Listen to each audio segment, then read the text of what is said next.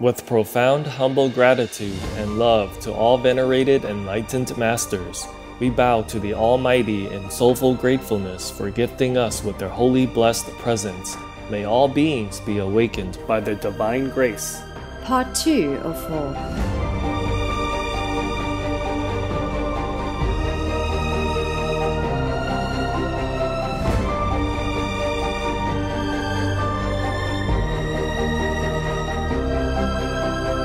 Etc.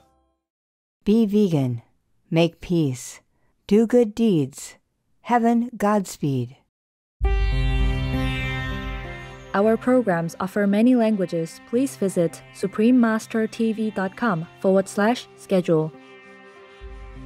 In the late 15th century, a severe 10-year drought in Rajasthan claimed numerous lives and destroyed much land. Disheartened, Guru Jambeshwar Ji kindly aided the affected.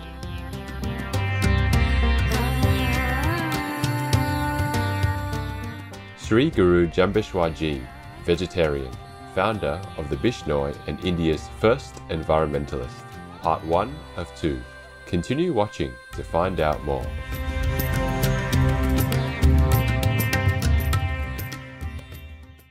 Please stop the senseless bloodshed in war for God's sake.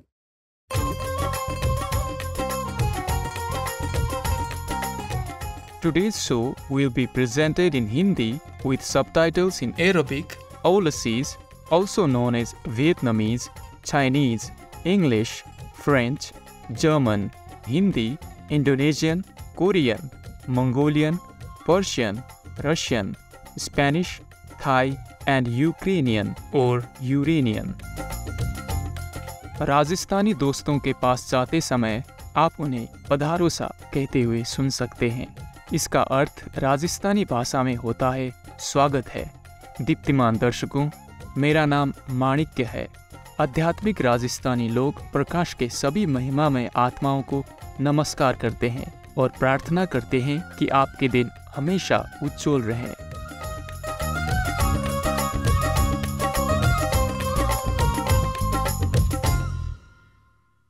दयालु आध्यात्मिक गुरु और दूरदर्शी के जीवन और शिक्षाओं की खोज कर रही इस 2 भाग श्रृंखला के कार्यक्रम के भाग 1 में आपका स्वागत है, जिन्होंने अनमोल धरती माता की रक्षा करने की प्रयास की है। श्री गुरु जम्बेश्वर जी शाकाहारी, विष्णुई के संस्थापक और भारत के पहले पर्यावरणविद। श्री गुरु जम्बेश्वर भगवान शाकाहारी, जिन्हें गुरु जाम्बोजी के नाम से भी जाना जाता है, एक आध्यात्मिक गुरु और विष्णुई धर्म के संस्थापक हैं। उन्होंने सिखाया है कि ईश्वर सर्वव्यापी है। गुरु जम्बेश्वर जी को प्राथमिक हिंदू देवताओं में से एक भगवान विष्णु का अवतार माना जाता है। भगवान विष्णु को एक संरक्षक के रूप में माना जाता है, एक सर्वोच्च प्राणी जो ब्रह्मांड की रचना, उसकी रक्षा और पुनर्स्थापना करते हैं। एक धार्मिक और समाज सुधारक गुरु जम्बेश्वर जी को भारत का पहला पर्यावरणविद माना जाता है और उन्होंने दिखाया है कि मानव जाति के लिए प्रकृति के साथ शांतिपूर्वक सह-अस्तित्व में रहने के लिए पौधों और जानवरों की सुरक्षा करना आवश्यक है। वास्तव में विष्णुवाद मानव, पर्यावरण, पशुजन और वृक्षों के बीच आवश्यक शांति और सद्भाव पर केंद्रित है। श्री जम्बेश्वर जी का जन्म सन 1451 में राजस्थान के नागौर जिले के सुदूर उत्तरी भारतीय गांव पिपासर में हुआ था।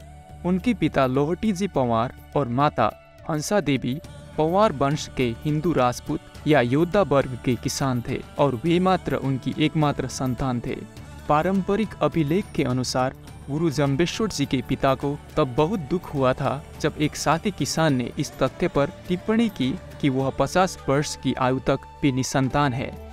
इसके बाद उन्होंने एक तपस्या शुरू की, जिसमें हिंदू परंपरा के अनुसार तप, ध्यान और आत्म अनुशासन जैसे विभिन्न आध्यात्मिक अभ्यास शामिल होते हैं।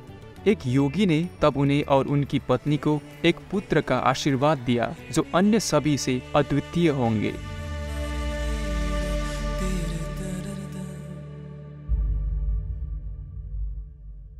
श्री गुरु जम्बेश्वर जी एक विशेष बच्चे थे जिनका जन्म हिंदू धर्म के एक प्रमुख एवं करुणा और प्रेम के देवता भगवान कृष्ण के जन्मदिन पर हुआ था।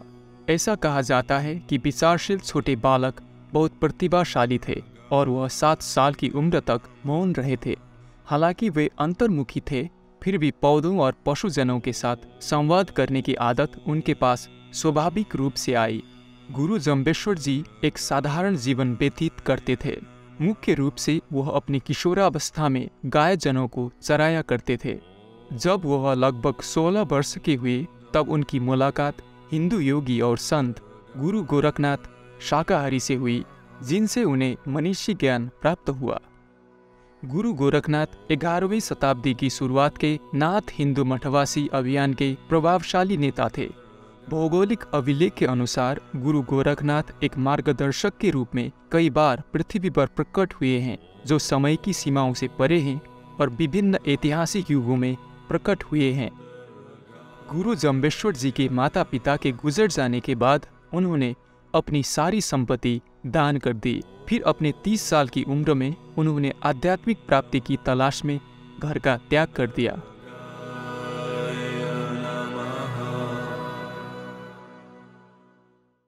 पंद्रहवीं सदी के अंत में राजस्थान में 10 साल तक भीषण सूखा पड़ा था। असंख्य मानव और पशुजन ने अपनी जान गंवानी पड़ी और बहुत सी भूमि भी नष्ट हो गई। मर्माहत महसूस करते हुए गुरु जम्बेश्वर जी प्रभावितों की सहायता करने लगे, जिनमें से कई लोग अपने पशुजनों के साथ मालवा, मध्य पश्चिम भारत में स्थित एक ऐतिहासिक दोआब क्षेत्र में पलायन कर रहे थे। उन्होंने उन्हें अनाज, भोजन, पशुजनों का चारा और कृषि उपकरण प्रदान की। लोगों, पशु मित्रों और जिस राष्ट्र में वे रहते थे उनकी गहराई से देखभाल करते हुए गुरु जम्बेश्वर जी और अधिक करने के लिए दृढ़ थे। उन्होंने इसका स्थायी समाधान निकालने की ठान ली।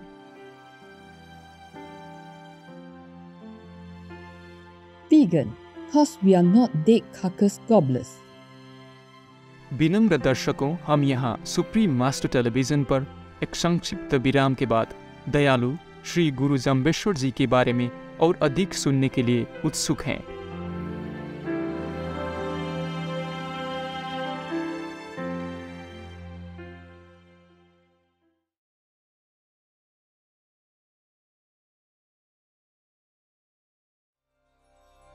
श्री गुरु जम्बेश्वर जी शाकाहारी, बिश्नोई के संस्थापक और भारत के पहले पर्यावरणविद, भाग 2 के पहले भाग में आपका फिर से स्वागत है।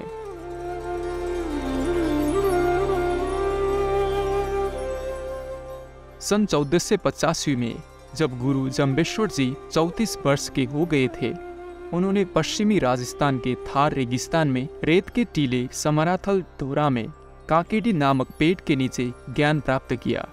वहां उन्होंने बिश्नोई धर्म की स्थापना की, एक हिंदू धार्मिक विश्वास प्रणाली जो दुख से पीड़ित लोगों की मदद करने और उन्हें ईश्वर के मार्ग की ओर ले जाने के लिए उनका मार्गदर्शन करती है। स्थानीय भाषा में 20 का अर्थ 20 और नोई का अर्थ 9 होता है।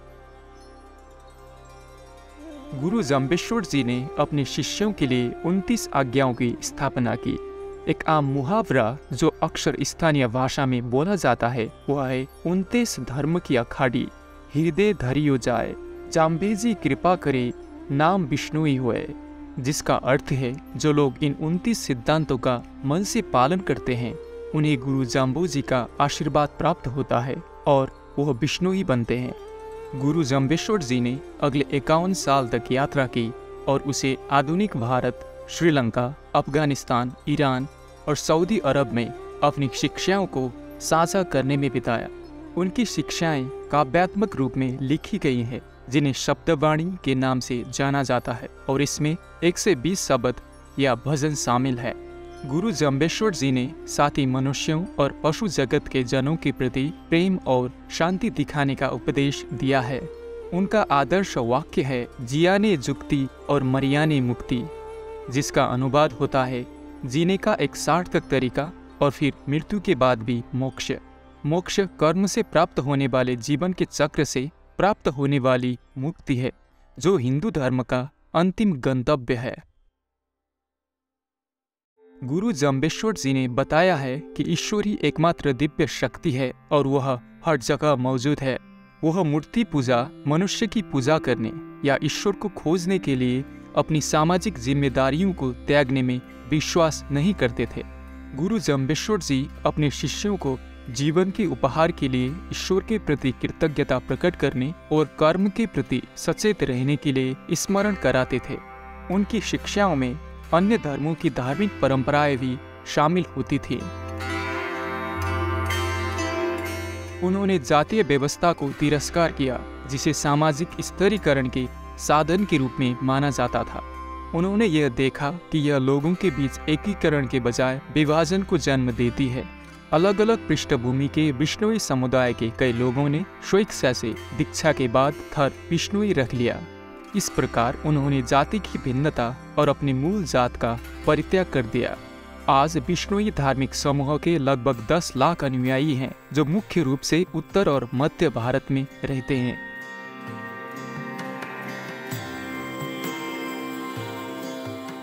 गुरु जम्बेश्वर जी को शायद इस बात के लिए सबसे ज्यादा याद किया जाता है कि कैसे उनकी शिक्षाओं ने प्रकृति और ईश्वर के बीच रहे अभिन्न संबंध को चित्रित किया है।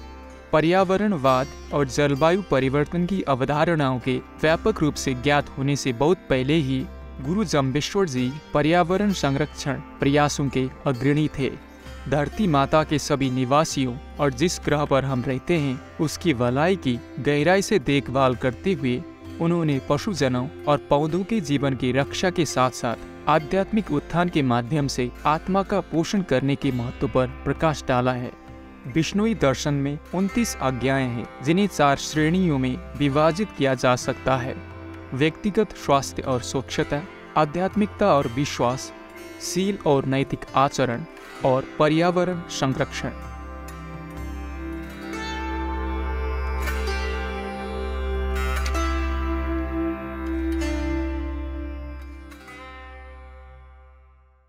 गुरु जम्बेश्वर जी ने बताया कि शरीर और मन दोनों की पवित्रता अत्यंत महत्वपूर्ण है। भौतिक शरीर की बाहरी शुद्धता बनाए रखने से बीमारियों, शरीर की दुर्गंध और संक्रमण से बचा जा सकता है, लेकिन ज्ञान प्राप्त करने और पूर्ण सत्य प्राप्त करने के लिए मन की आंतरिक शुद्धता की आवश्यकता होती है। तन और मन की स्वच्छता इसलिए व्यक्ति को अपने और दूसरों के प्रति अपनी जिम्मेदारियों को पूरा करने में सक्षम बनाती है। स्वास्थ्य और स्वच्छता के लिए निर्देशित आज्ञाएं इस प्रकार हैं। एक माँ और उनके नवजात बच्चे के लिए 30 दिन के संगरोध का पालन करना चाहिए, क्योंकि इस चरण में शिशु की प्रतिरक्षा प्रणाली बहुत कमजोर होती है। यह बच्चे को किसी भी संभावित बीमारियों से बचाने के लिए निर्देशित है। इससे माँ को ठीक होने का समय भी मिलता है। अनिवार्य रूप से यह सिद्धांत प्रसूति अवकाश को संदर्भित करता है। 2 रजो धर्म के दौरान 5 दिन का आराम करना चाहिए। यह उपदेश आयुर्वेदिक विचार को पुष्ट करता है कि एक महिला का शरीर उनके रजो धर्म के दौरान शुद्धिकरण से गुजरता है। इस प्रकार शरीर को शरीर के दोषों या जैविक ऊर्जा, वात या वायु, पित्त या अग्नि और कफ या जल को संतुलित करने के लिए समय देना चाहिए, जो अत्यधिक परिश्रम के कारण असंतुलित बन सकते हैं। आधुनिक समय में बेहतर स्वच्छता सुविधाओं के कारण काम करने वाली बिश्नोई महिलाएं कहती हैं कि वे अब इस मापदंड का पालन नहीं करती हैं। 3 रोजाना सुबह नहाना चाहिए। 8 छने हुए पानी का सेवन करना चाहिए। 21 अपने या किसी अन्य धार्मिक व्यक्ति के बनाए हुए स्वच्छ भोजन का सेवन करना चाहिए। किसी के द्वारा शुद्ध मन और इरादे से तैयार किए गए खाद्य पदार्थों का सेवन करना महत्वपूर्ण होता है।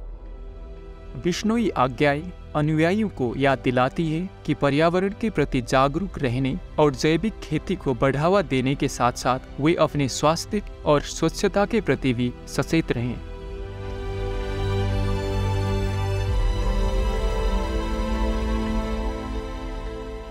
पूज्य श्री गुरु जम्बेश्वर जी की कालातीत शिक्षाओं की सम्मानपूर्वक कदर करते हुए हम इस श्रृंखला के अगले भाग में और अधिक जानने की आशा करते हैं।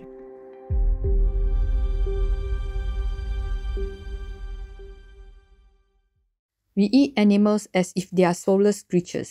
Satu Vaswani, a well-known yogi from the early 20th century, says, "All killing is a denial of love. For to kill or eat what another has killed is to rejoice in cruelty. And cruelty hardens our hearts and blinds our vision. And we see not that they whom we kill are our brothers and sisters in the one brotherhood of life." The Venerable Ratinath Swami, vegetarian.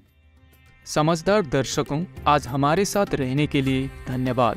रविवार 5 मार्च को श्री गुरु जम्बेश्वर जी शाकाहारी विश्नोई के संस्थापक और भारत के पहले पर्यावरणविद के भाग 2 के लिए हमसे फिर से जुड़े।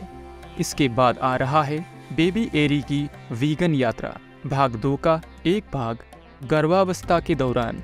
उल्लेखनीय समाचार के ठीक बाद यहाँ सुप्रीम मास्टर टेलीविजन पर ईश्वर की अनंत दया में आपके भीतर रही प्रेम और करुणा सभी संवेदनशील प्राणियों तक फैले। Wise viewers, thank you so much for accompanying us today. Join us again on Sunday, March 5th for part 2 of Sri Guru Jambeshwar Ji, vegetarian, founder of the Bishnoi and India's first environmentalist.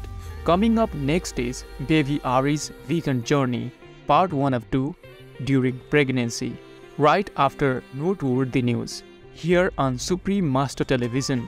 May the love and compassion within you be extended to all sentient beings in God's everlasting mercy. Be vegan, make peace, do good deeds, hell not reach. Our programs offer many languages. Please visit suprememastertv.com/schedule and suprememastertv.com/ls. Nos programmes offrent plusieurs langues. Veuillez visiter suprememastertv.com/oblix-schedule et suprememastertv.com/ls. Nuestros programas ofrecen varios idiomas. Visiten suprememastertv.com/schedule y suprememastertv.com/ls. Műsoraink sok nyelvet tartalmaznak. Kérjük, tekintse meg itt suprememastertv.com/schedule és suprememastertv.com/ls.